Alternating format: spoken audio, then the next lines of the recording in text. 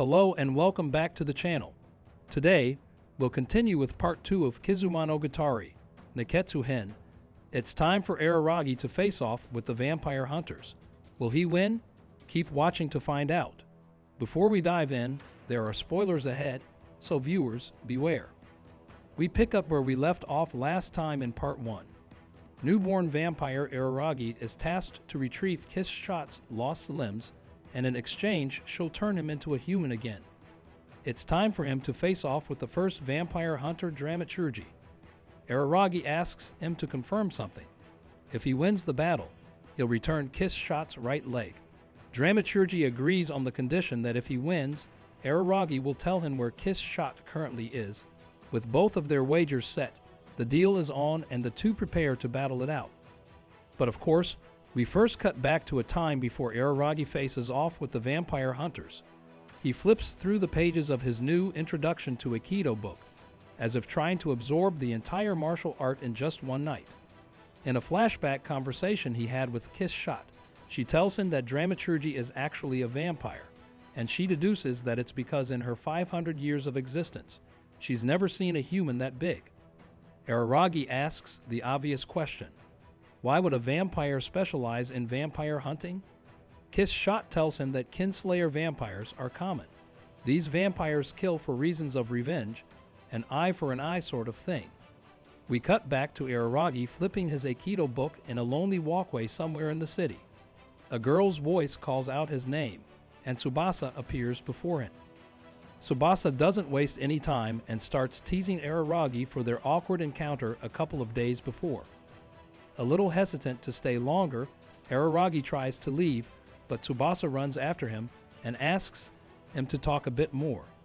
The pair make conversation that range from math to languages and on how to make society better for others. All of this friendly banter is happening in an empty street in the middle of the night. Araragi tries to warn Tsubasa that she shouldn't be out so late in case she runs into the vampire. This doesn't deter Tsubasa as she tells him she actually wants to meet the supernatural being.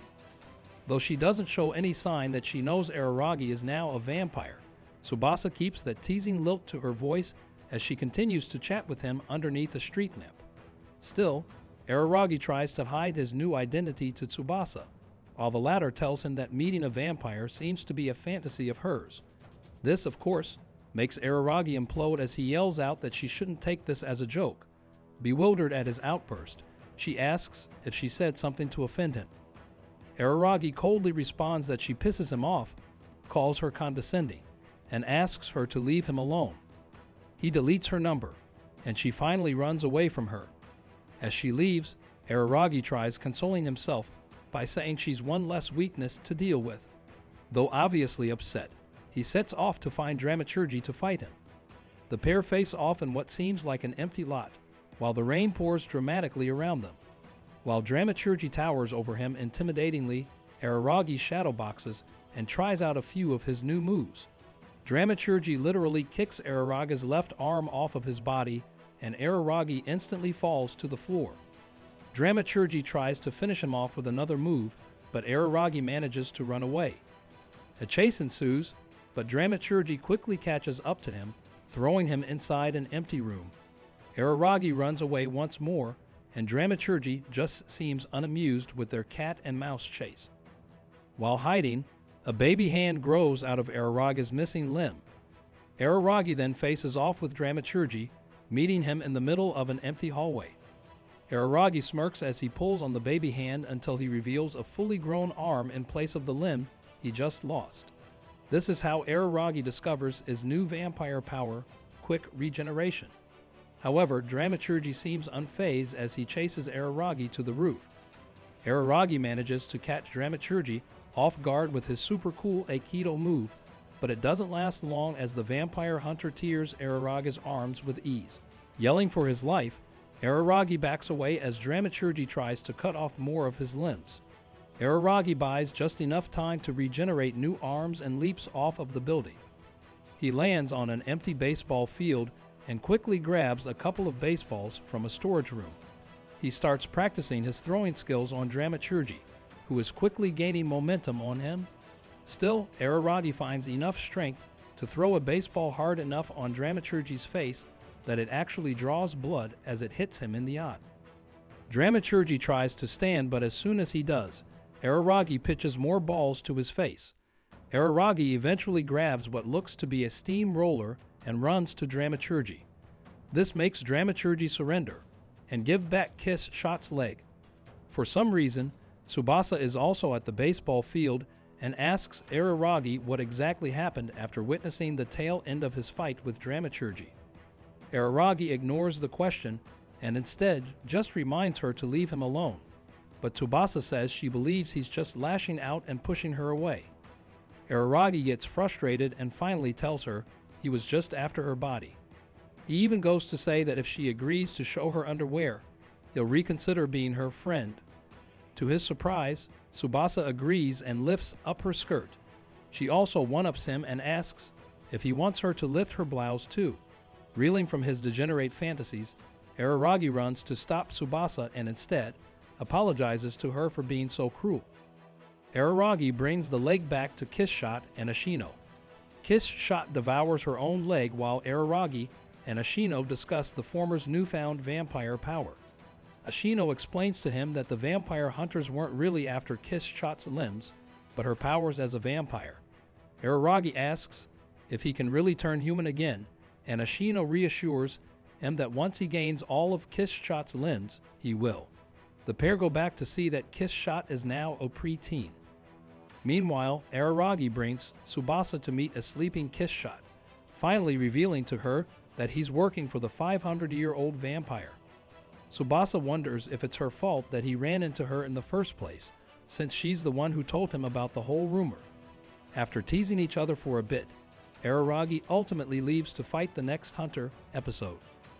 Kiss Shot warns Araragi that Episode hates vampires, even though he's half vampire himself. This is because half vampires don't belong in the world of vampires, nor will they ever be accepted in the human world. As Araragi meets up with Episode, he notes that he has a large cross-like weapon with him. After taunting Araragi, the two finally face off. Araragi seems much more stable on his feet, however. Episode has the power to transform into mist and evades Araragi's attacks.